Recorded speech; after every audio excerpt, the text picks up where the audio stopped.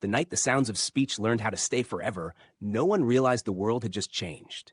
A trader's ship rocks gently in a Greek harbor around 800 BCE. Oil lamps flicker. The smell of salt and pitch hangs in the air.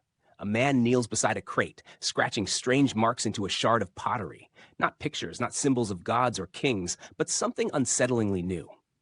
These marks stand for sounds, for the human voice itself. Until this moment, writing was a locked temple. In Mesopotamia and Egypt, only trained elites could master thousands of symbols.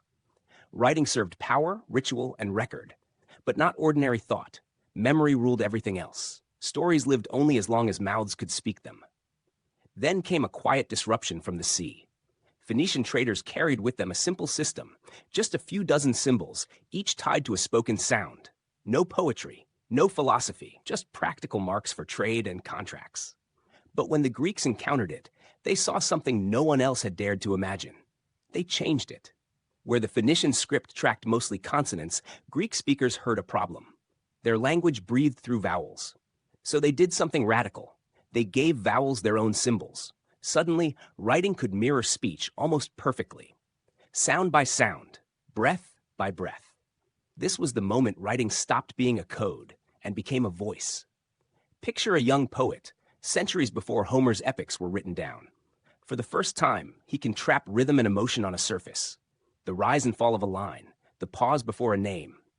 Memory no longer carries the whole burden. Thought can stretch further now, because it doesn't have to be remembered all at once. Here's the twist that changes everything. Alphabetic writing didn't just preserve ideas, it reshaped how people thought. When words became sequences of sounds, language became analyzable. Arguments could be built step by step. Laws could be examined. Knowledge could accumulate instead of reset with every generation. This wasn't loud. It didn't arrive with armies or kings. It spread quietly, from port towns to hillsides, from merchants to poets, from ledgers to stories whispered into the future. And from this fragile beginning came philosophy, science, democracy, and history itself.